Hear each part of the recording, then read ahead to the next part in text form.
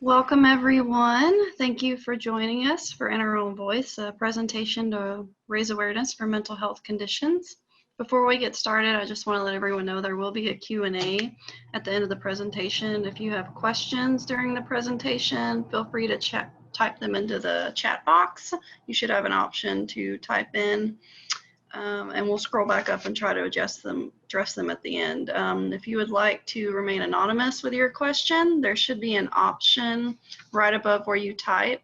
You can change from between all panelists and attendees to all panelists. So if you want to just send it to all panelists, you can do it that way, and we'll ask your question. We won't reveal any names or anything.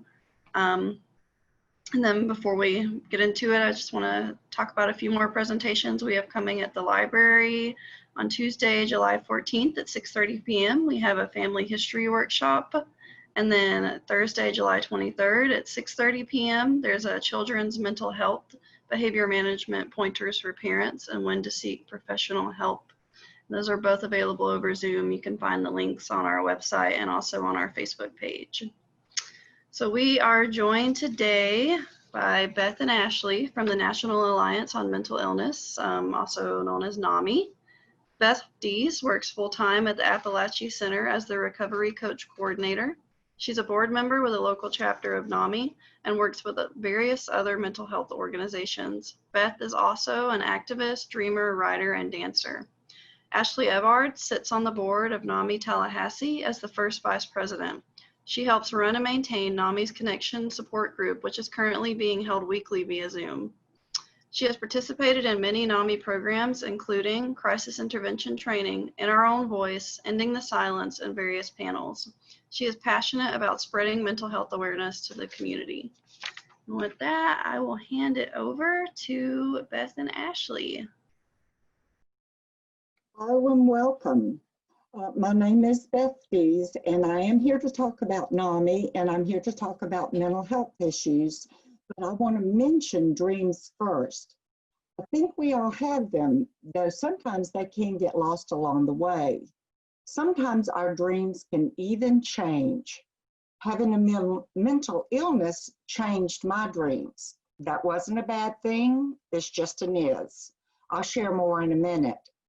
Now I want to tell you about NAMI.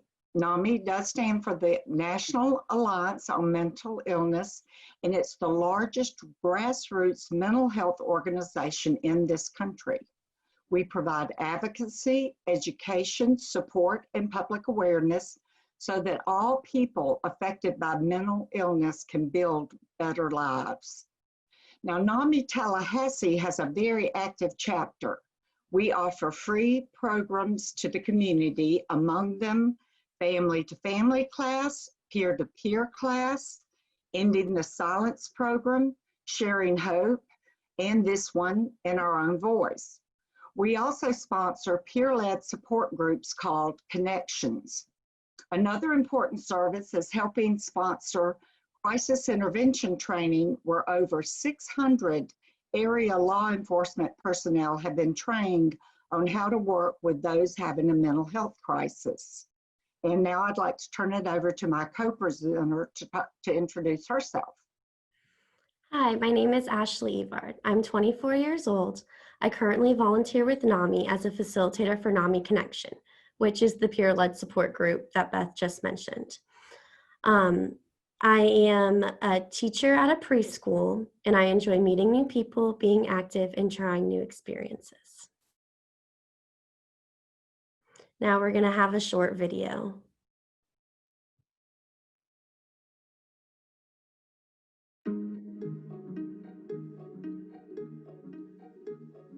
Hi, I'm Henry. Hi, Andrea. Nice to meet you. Hi, I'm Amanda. Alika, how are you? I'm good. Nice to meet you, Doug. It's a pleasure. Hi, I'm Alex. Hey, Alex, I'm Doug. Nice to meet you. Just a little bit about myself. I'm a graphic designer and I work for a nonprofit. I have a little baby boy who's almost a year old. I have two children and they're not babies. I have a 15-year-old daughter and a 17-year-old son. I actually went to medical school when I was 15 in India and started practicing in the United States. I got married and had the three most beautiful children that one can ever imagine having. I raised my family, and then around age 40, my friends convinced me to go to college. So I did, and became a social worker. I have a brother and a sister that I'm very close with, and my mother and father are still together. They've been together for 30 plus years, and we're a very close family. I enjoy the beach and spending time with my 9-month-old puppy, Snoopy, who I love with all my heart. I consider myself a community activist. I work with people with addiction issues, people that are homeless. What I really like to do is draw comic books. I've been doing it since I was in middle school. My diagnosis is schizoaffective disorder, bipolar type. Borderline personality disorder. PTSD. Bipolar disorder. My diagnosis is major depressive disorder. I think I tell my story so I don't forget where I've been. I want to be able to dispel those myths that's out there about mental health conditions. Yeah. I'm an actual person, and I have a voice, and I have a story to share.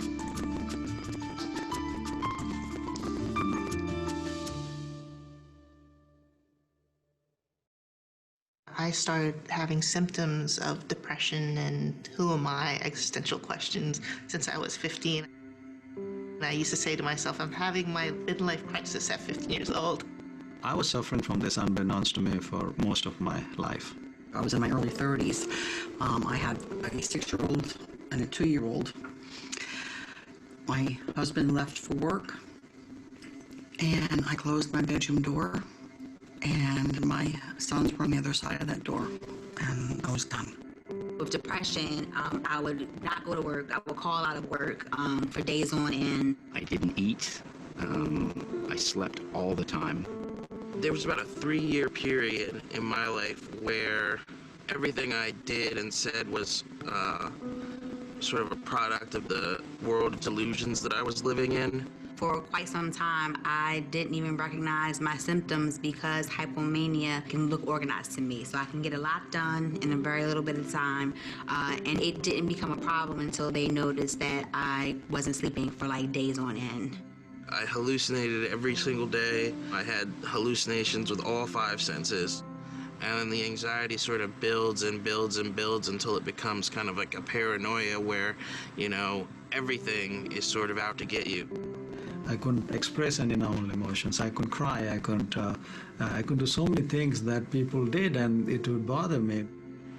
My way of dealing with it primarily was with drugs, and I know now that that's suicide on the installment plan. I started using alcohol more. I started self-harming more. My friends, when I was a junior, saw the scars, and it was horrible. They judged me. They said that I was doing it for attention, and they didn't want to hang out with me.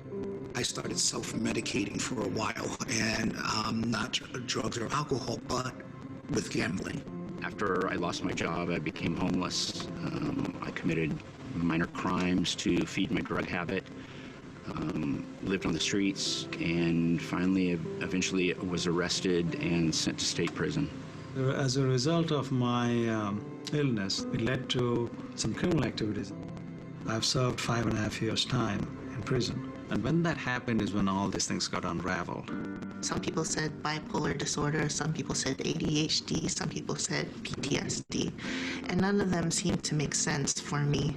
It was a diagnosis that evolved over time, several different hospitalizations, several different diagnoses until one eventually stuck. When I was told with the depression, I didn't hear that word. What I heard was crazy. So since I knew I was not crazy, I couldn't accept that diagnosis. We've all heard jokes about people with mental illness, people with mental health conditions, and the last thing I wanted to be was the punchline to someone's joke. I was a special education teacher, so there were kids in my class that had ADHD or had bipolar disorder, and just listening to those teachers and how they talked about those kids, it didn't make me want to come out and share what I had just learned about myself. I felt that I wouldn't be accepted and that all my work would be dismissed as, not credible because I had a mental illness. For me, it's a cultural thing. So if you're dealing with mental health issues, you go to church. So I remember doing a lot of that. I'm Hispanic, I'm Puerto Rican and Dominican, and our culture is mental health is taboo. You don't talk about it. So I struggled with really accepting that I had an issue. I felt no one understood. Not even like my partner now, wife. I didn't think she really understood, even though she had a lot of compassion for me.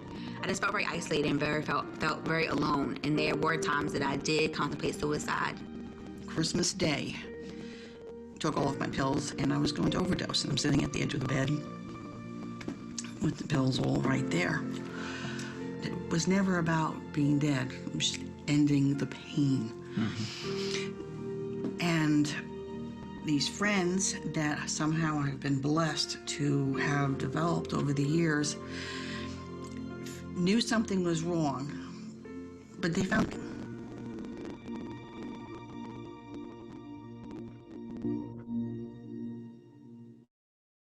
And now I'd like to share about what happened. The people in the video were sharing what had happened in their lives.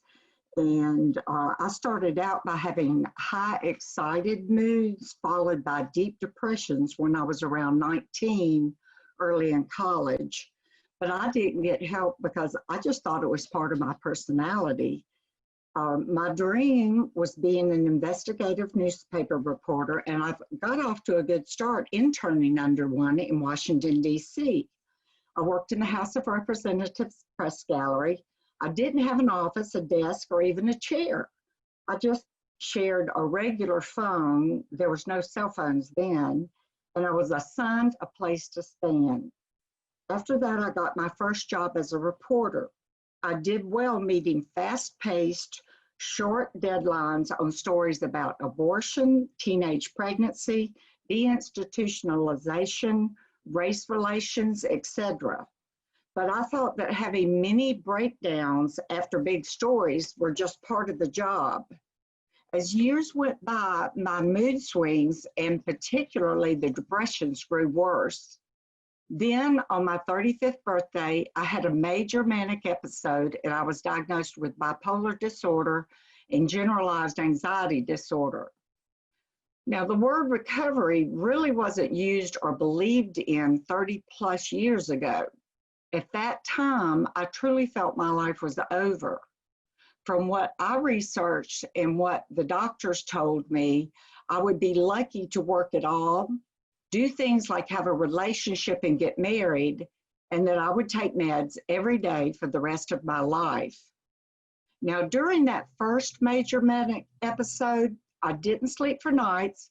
I wouldn't eat because I was too excited, and thoughts would thunder through my head nonstop. I liked everything fast. I drove fast and reckless, and I got into fast cars with men I didn't know, and I talked so fast without stopping, I was hard to understand. For me, mania makes everything and everyone beautiful. Colors are more vibrant and intense. Sounds are louder. But the mania escalates until everything becomes overwhelming and I grow scared. When I'm down, as in clinically depressed, everything slows down and I feel like I'm moving underwater. I feel extremely ugly and I'm convinced I am too stupid to say anything. Every bit of life becomes painful, and I have had suicidal thoughts because of the psychic pain and because I lose hope in everything. My symptoms started in college, after I had been there a few years. My first few years were fun. I got good grades, was active in my sorority, volunteered, and had lots of friends. Slowly, my grades started to get worse. I was less involved with my sorority and volunteering, and my friends started to talk to me less. Over time, my number of friends decreased to only a few. Toward the lowest part of my depression, I stopped talking to people. I isolated and never went to class because I feared that people would think that something is wrong with me. If my friends and family who saw these things knew they were warning signs. I would have had someone supporting me to get help sooner. I felt empty. I stopped feeling all emotions except for sadness. I felt as if no one understood, as if no one cared about me.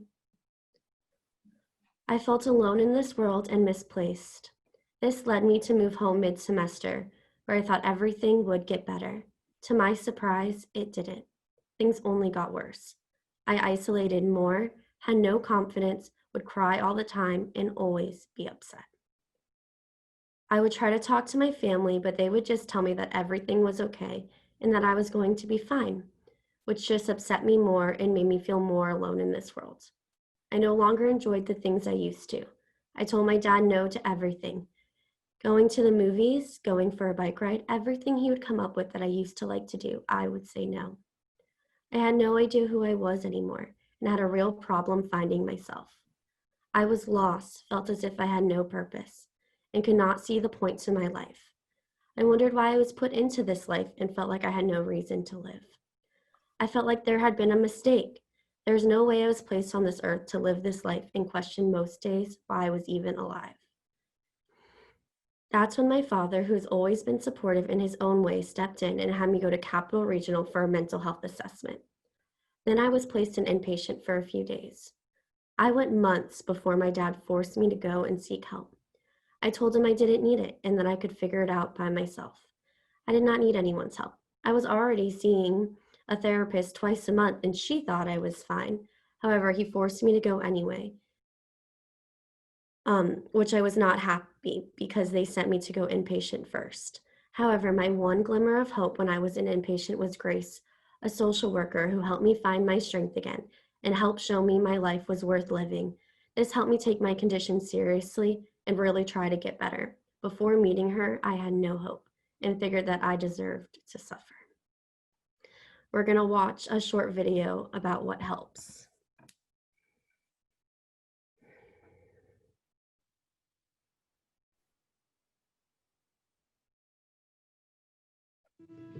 I did about 18 months at one of the most notorious prisons in California. After I got out, 90 days later, I was right back in prison. I knew that what I had been doing wasn't working anymore, and that I didn't want to spend the rest of my life in prison. I remember when I was in the hospital the last time, and my therapist, she came to me, we were talking, and she said to me, I really need you to commit to life, because if not, we can't work together. What I remember is that I just opened myself to the risk of living.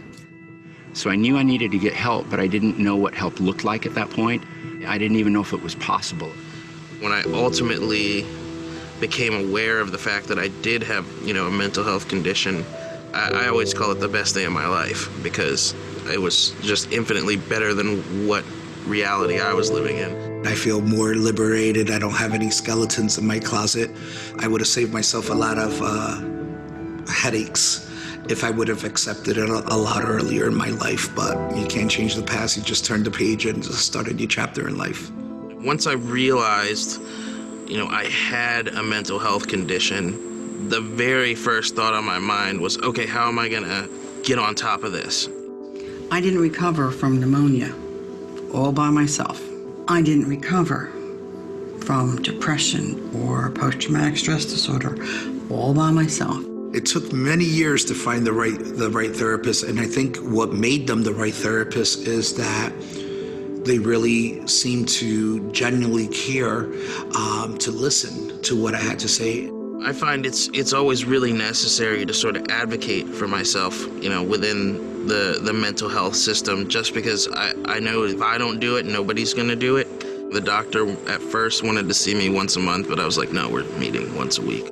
We did it daily in the beginning, then every other day for many, many weeks, and then maybe 3 times a week, then twice a week, once a week, that sort of thing. Family therapy was a little challenging. My dad didn't really want to go, but in the end, it really brought us all closer together. My family, they've been a tremendous help, in my recovery. I think the number one thing they did for me that I can't thank them enough for was they never gave up. I started on medication when I was in 9th grade, and my dad was very against it.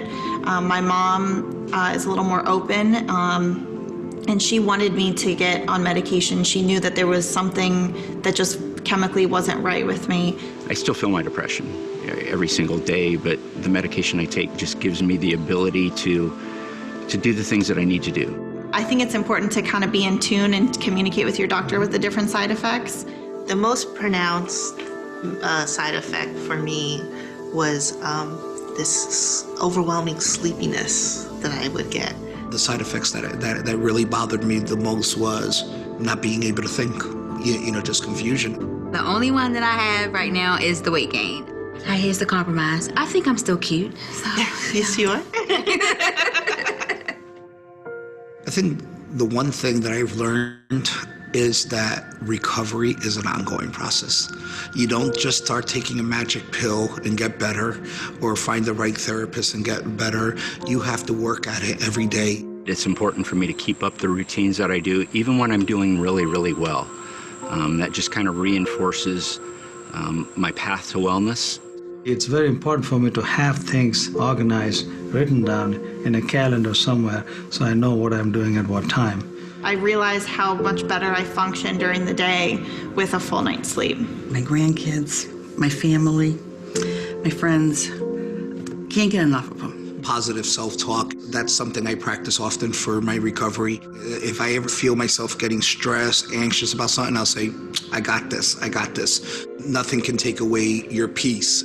I also do go to the gym, and I do hot yoga. I love hot yoga. I really do. It's very therapeutic.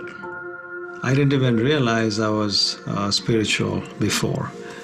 But what it has done now actually has played a huge part in my recovery process. Doing things like, regular meditation kept my mind clear enough for me to be able to pay close attention to what was going on. Mindfulness is all about awareness, being aware of the present moment. And that has helped me in not only accepting, but also leading a meaningful life. Some of the compromises I've had to make with my recovery is that I've had to cut back on my alcohol use. I'm not afraid to tell friends when I go out anymore, hey, you're not drinking knobs, I'm on medication. Yeah. I don't have to tell them what meds. It's no sweat off my back not to have a drink. It's actually save money that way. Yeah, that's true. When I was incarcerated, they served bologna sandwiches like almost every single day. And when somebody offers me or suggests that I go someplace that I know will get me in trouble, I usually just say that'll lead to a bologna sandwich. And I haven't had a bologna sandwich in over 10 years. Yeah. And trying to never eat another bologna sandwich for the rest of my life. Those are the worst. Yeah.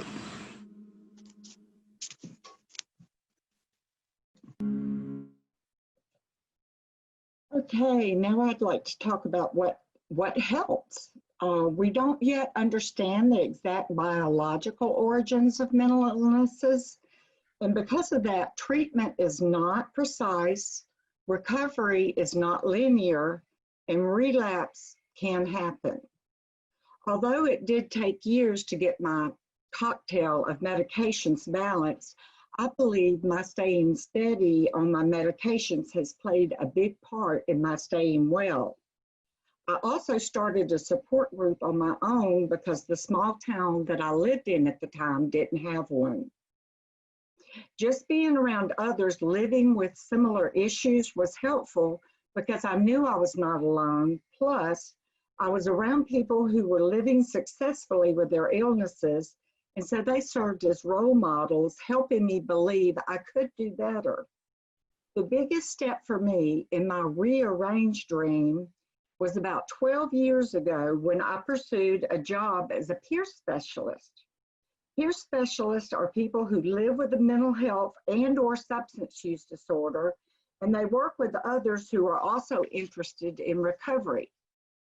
Today, I firmly believe from my own experience and working with others, recovery is not only possible, it's expected with the right supports.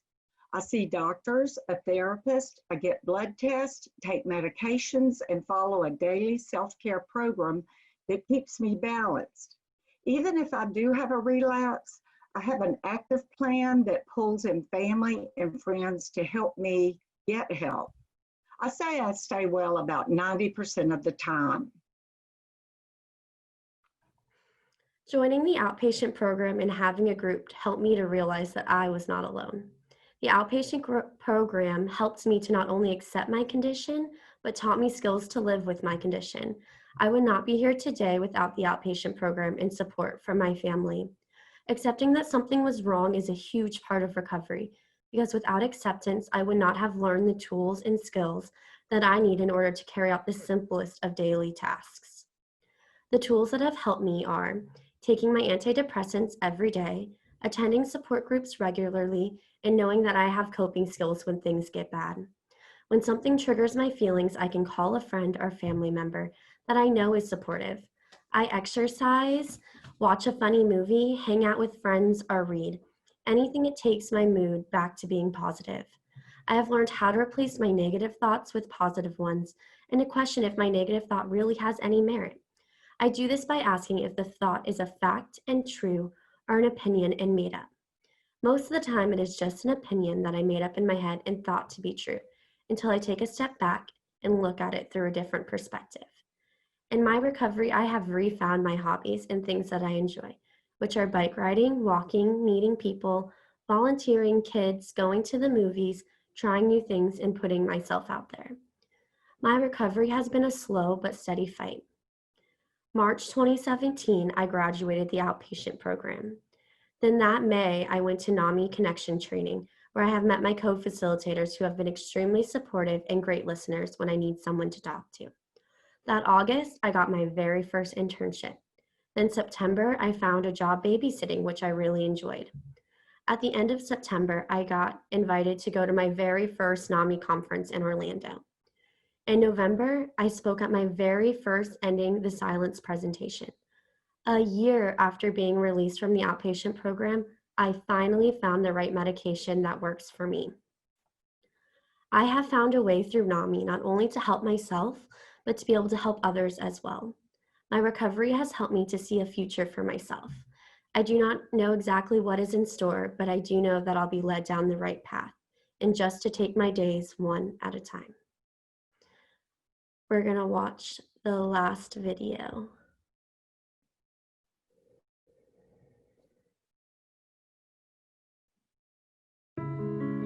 It seems like my journey has been a bit of a roller coaster ride where I've accepted and I've recovered and then I've relapsed and I've accepted and recovered and relapsed. And now I find myself in probably the best place I've been in a really long time. You know, success with a mental health condition can really be just about anything you make of it. Success started off in baby steps. That's how I've redefined it, because it used to be getting out of bed was a success. Taking my medication 7 days in a row was a success. It started off small. When I started this process, I didn't have a lot to be proud of. And now, man, there's so much to be proud of. Just living my life in a healthy way, not having my power turned off, paying my rent, and paying all my bills on time. After everything I went through, I'm really proud of the fact that I was able to go ahead and actually finish school. I own my own home. I have a great job. My relationships have improved since I've been in recovery, both with my family, with my friends, with my employers, definitely with myself. I don't have that whole shame thing going on anymore. This past year was like my first consistent year in recovery without any relapses. And so that was something definitely to celebrate. And we celebrated that. So just to see things like that is encouraging to me, and it gives me the fortitude to continue on and say that I know that I can do it. One hope is that I can continue on this path of wellness and recovery, of being happy within my own skin. I'd like to just, slowly but surely sort of make my way back to leading, a much more healthy lifestyle. You can be happy and healthy whether you have a mental health condition or not. I think success is being able to communicate your truth to another person. Getting these emotions out with another person who you know has worn your shoes, has walked your path, just gives you that energy, gives you that hope. And once I started talking about it, I didn't feel as alone anymore, and I felt strength through other people. One thing that I've learned about mental illness is that it's one of the most common diseases in America. It's more common than heart disease, more common than diabetes, and more common than cancer. But most people don't recognize that. Just having that knowledge and being able to share that with others might be enough to get them involved in their own treatment, their own help. The only way that we can help people with mental health conditions, mental health issues, is by removing the stigma attached to it. I know that when I was in high school, I wish I had someone tell me that things get better. So I want to be that light for someone else. I want to help others and give them hope and let them know that it's going to be okay. I really believe that reminding myself of how far I've come keeps me on this path of recovery. I don't want to go back to the places that I've been to. And by telling my story, I'm pretty certain it's never going to happen again. No more bologna sandwiches for me.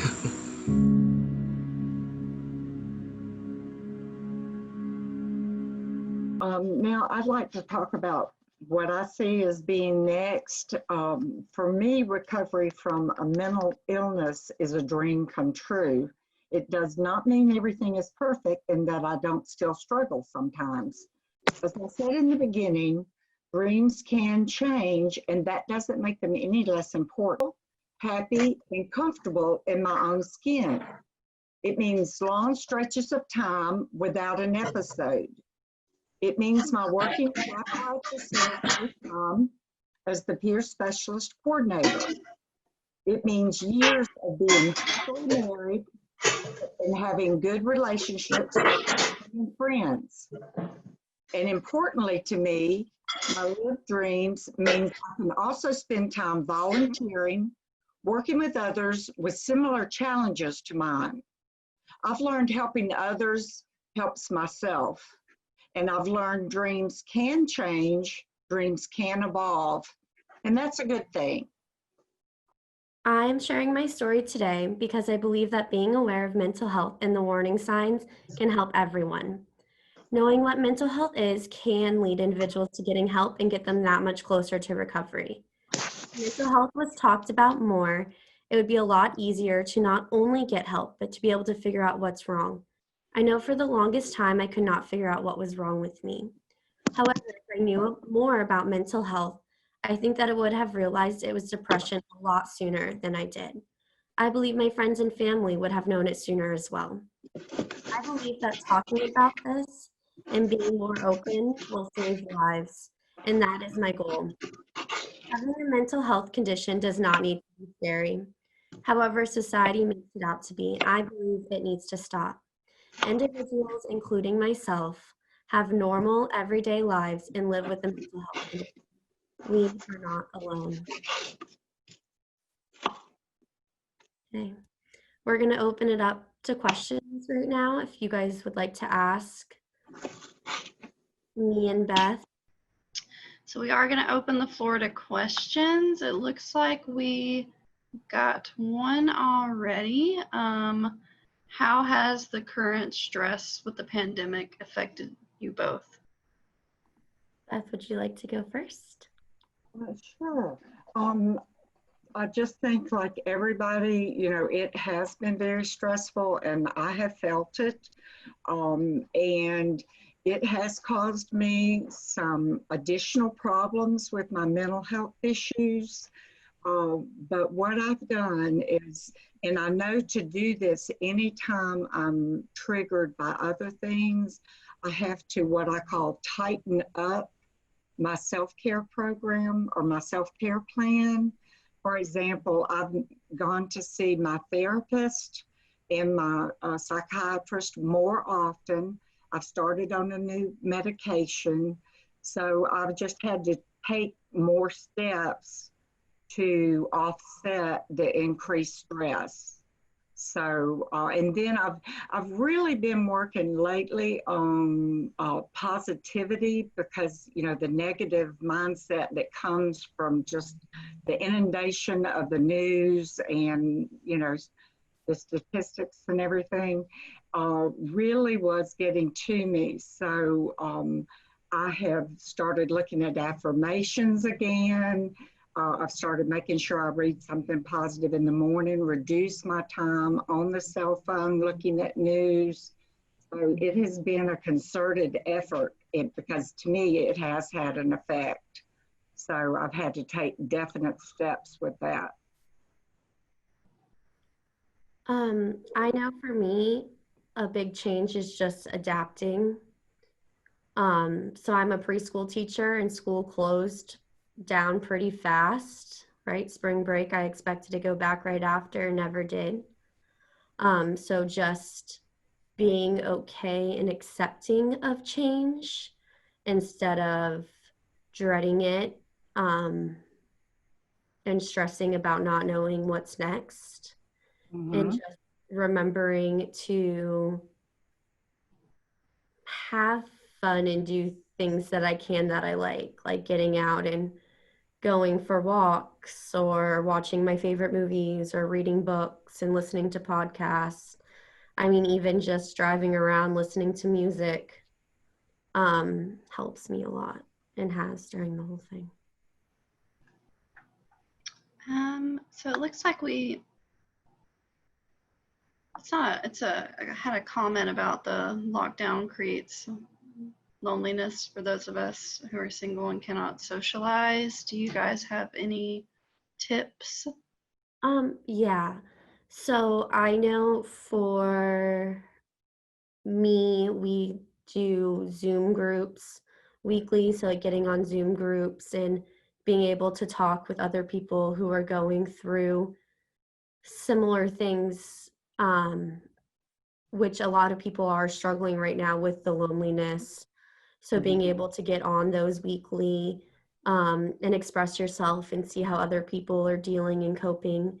And my sister just had a birthday, and we all jumped on a Zoom call with her. So Zoom has been a super amazing platform for being able to stay in contact with loved ones, especially right now when it's not possible to see them. And we had another question. Is there something a person can do to improve their mental health in addition to medication? Well, I would just say some of the things that we've been discussing, and I think medication, as I mentioned, is an important part of, you know, my mental health. But I would be quick to add, it is only a piece of the puzzle. You know, so I think sometimes it's thought of as the end all be all, but I see it as just a part of my recovery. So I think what Ashley was talking about, and I mentioned in my talk, getting involved in a support group, learning about it. I know that was important for me first off, was to start learning if I have a diagnosis, you know, to learn about it. And while it can be a little stressful, you know, because to read what is out there, it still provides good information that everybody needs to have for themselves.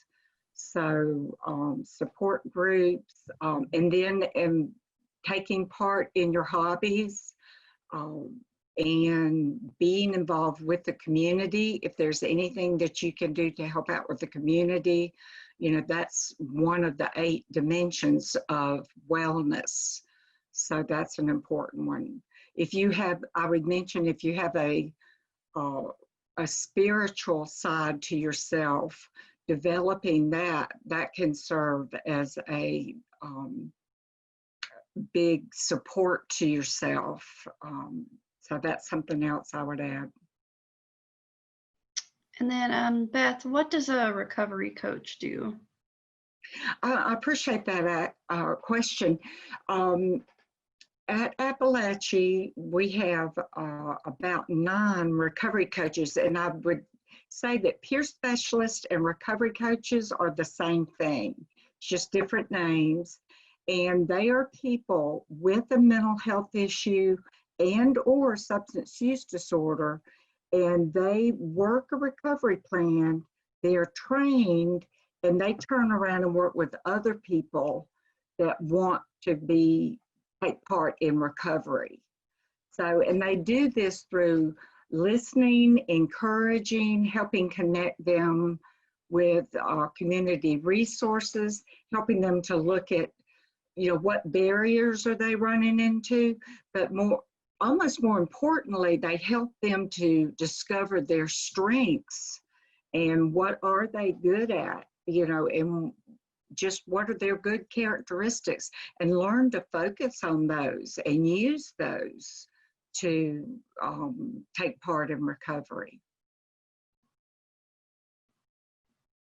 Do we have any more questions?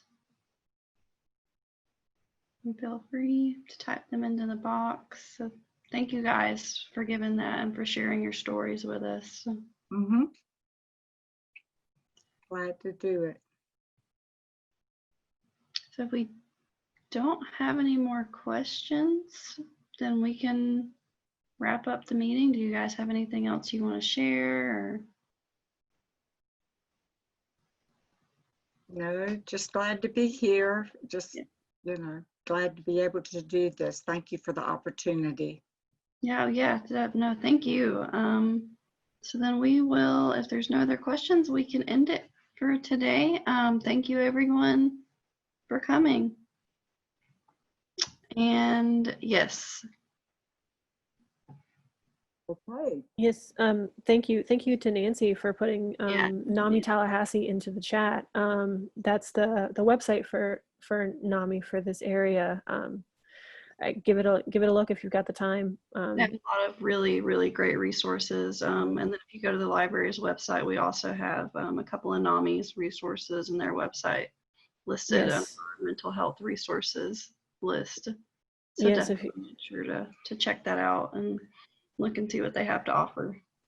The library also has on the Always Open page, we have mental health resources, which is just sort of a passive place to do some research, see if something there clicks with you, to help you with your struggles if you don't feel comfortable talking to a person, or as the first step before you talk to someone. And I will also type that in the chat. It's just leoncountylibrary.org/alwaysopen.